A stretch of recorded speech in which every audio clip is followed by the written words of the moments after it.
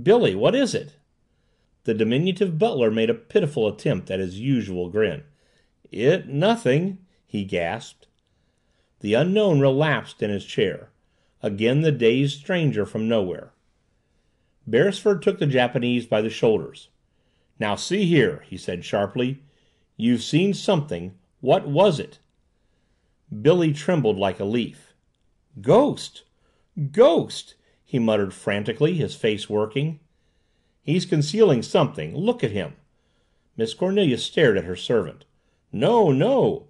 insisted Billy in an ague of fright. "No, no!" But Miss Cornelia was sure of it.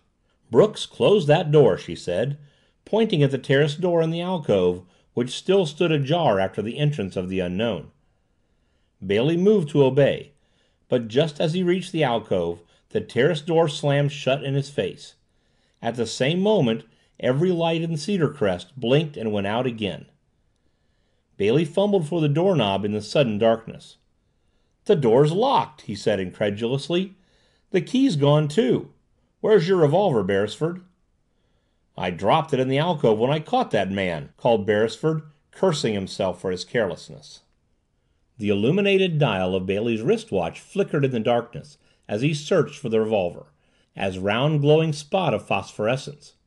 Lizzie screamed.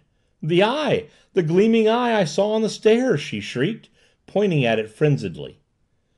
"Quick! There's a candle on the table. Light it, somebody. Never mind the revolver, I have one," called Miss Cornelia. "Right-o!" called Beresford cheerily in reply. He found the candle, lit it. The party blinked at each other for a moment, still unable quite to coordinate their thoughts.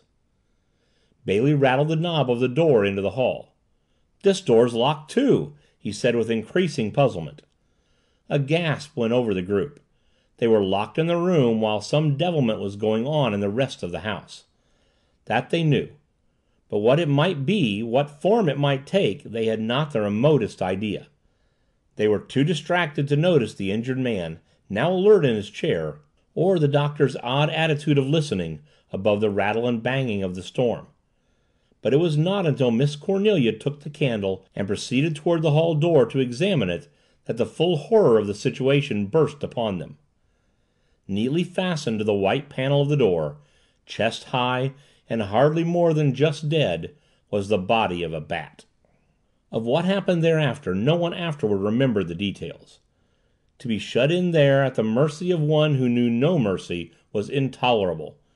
It was left for Miss Cornelia to remember her own revolver, lying unnoticed on the table since the crime earlier in the evening, and to suggest its use in shattering the lock. Just what they had expected when the door was finally opened they did not know, but the house was quiet and in order. No new horror faced them in the hall. Their candle revealed no bloody figure, their ears heard no unearthly sound. Slowly they began to breathe normally once more. After that they began to search the house. Since no room was apparently immune from danger, the men made no protest when the women insisted on accompanying them.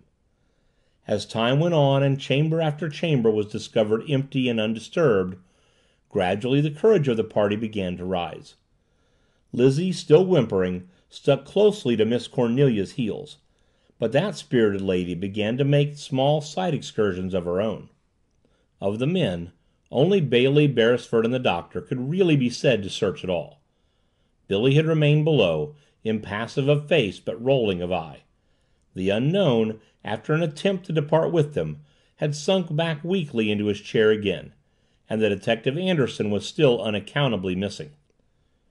While no one could be said to be grieving over this, still the belief that somehow, somewhere, he had met the Bat and suffered at his hands was strong in all of them except the Doctor.